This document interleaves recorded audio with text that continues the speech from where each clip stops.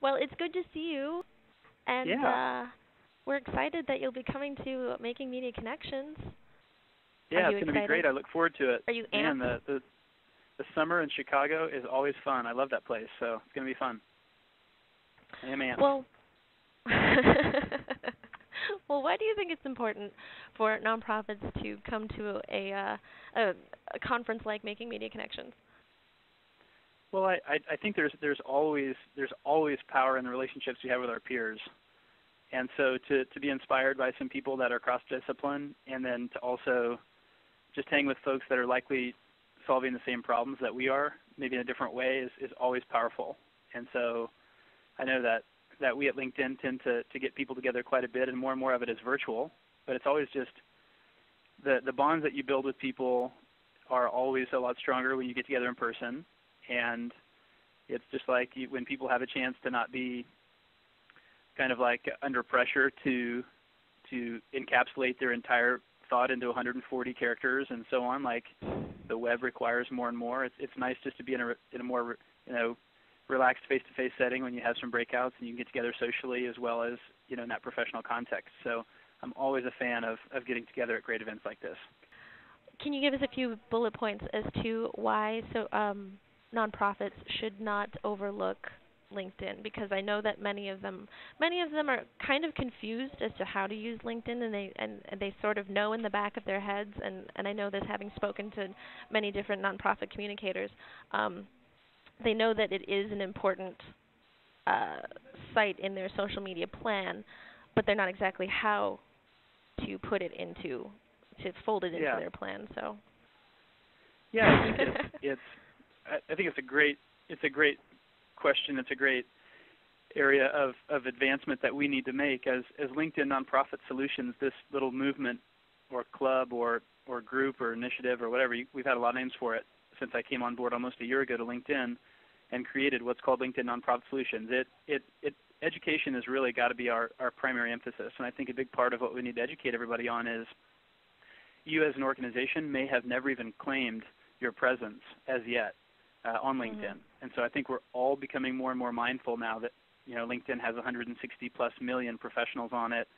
We're closing in on 4 million professionals in the nonprofit sector without us really proactively marketing it per se. It's just a value that's intrinsic and provided with it, comes along with just being a member on our free service.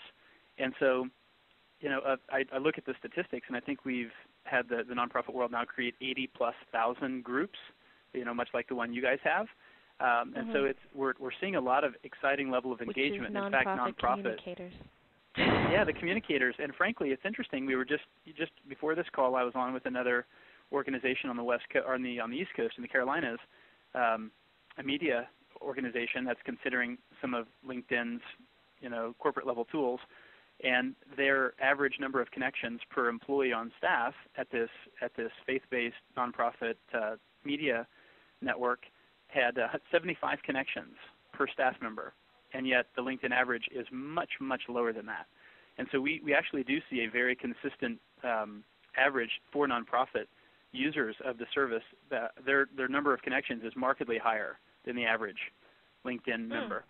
And so it really does prove how reliant we are as a sector. Yeah, it's collaboration. I mean, we rely heavily on it. Our partnerships are our lifeblood a lot of times in the sector.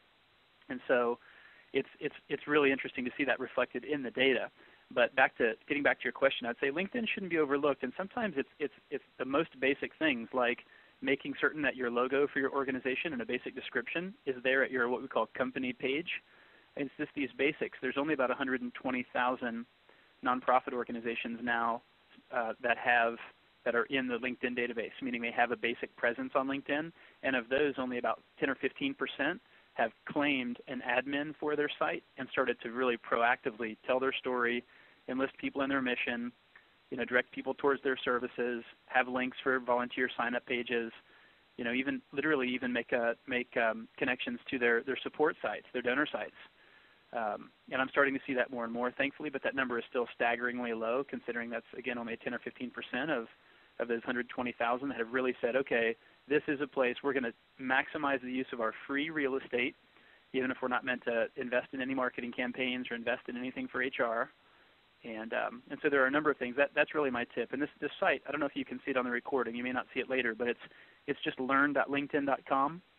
And we've now constructed a success story gallery and some tips for nonprofits and some videos I've done over the past for YouTube that indicate the power of LinkedIn. And so just maybe to go check out learn.linkedin.com/nonprofits. Okay.